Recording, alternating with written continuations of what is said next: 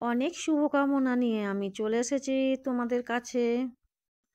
দেখো আজকে আমাদের দেশে যে আজকে পিঠে বলে সেই আজকে পিঠেটা তৈরি করব। তার জন্য আমি আন্দাজ মতো 1 কিলো ভাতের চাল মানে সেদ্ধ চাল ভিজিয়ে নিয়েছিলাম। ভিজে গিয়েছে। দেখো আমি একটু কুসুম উষ্ণ গরম জল দিয়ে চালটাকে বেটে নিয়েছি। এইভাবে দেখো একটু একটু করে মিক্সিতে করে বেটে নিলাম। পুরোটাই যখন বাটা হয়ে গেল আমার, তারপর দেখো আমি নিয়ে চলে এসেছি একটা চামচের সাহায্যে আন্দাজ মতো 2-3 চামচ নুন নিয়ে নিলাম, মাখিয়ে নিলাম।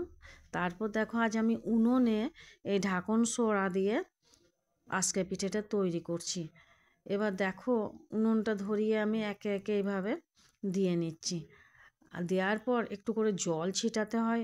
অবশ্যই জলটা ছিটালে না বাষ্পটা ভালো হয় আর পিঠেটা সেদ্ধও খুব সুন্দর হয়। সেই জন্যই আর কি জলটা দেওয়ার নিয়ম। তো বন্ধুরা দেখো আমি একে একে এইভাবে সবগুলোই তৈরি করে নিচ্ছি।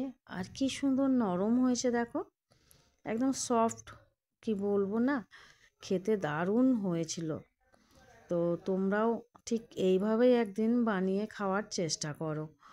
ঠিক এই রেসিপি ফলো করে দেখো, খুব সুন্দর তোমাদেরটাও হবে। তো শীতকালে উঠোনের মধ্যে এই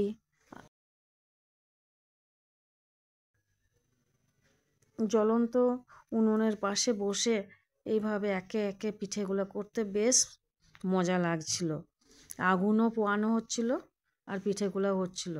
তোমাদের ভেঙে দেখিয়ে দিলাম। দেখো সে কথায় বলে না, আজকে খেয়েছো আর আজকের ফোর গুনেছো, তো সে কি সুন্দর আজকের ফোর হয়েছে দেখলে, মৌমাছির চাকের মতো।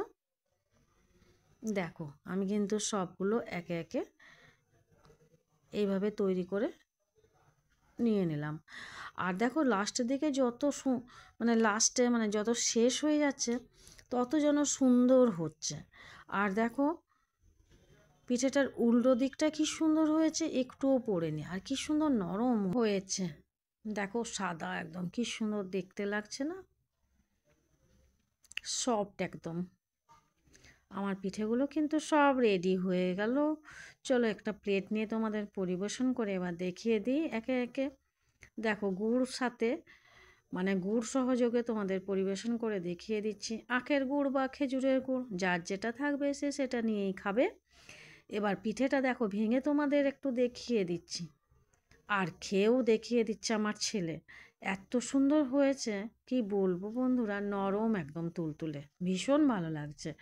অবশ্যই একদিন বাড়িতে বানিয়ে দেখো এই রেসিপি ফলো করে। আর তোমার পিঠেটা কেমন হয়েছিল অবশ্যই আমাকে কমেন্ট করে জানাতে ভুলবে না।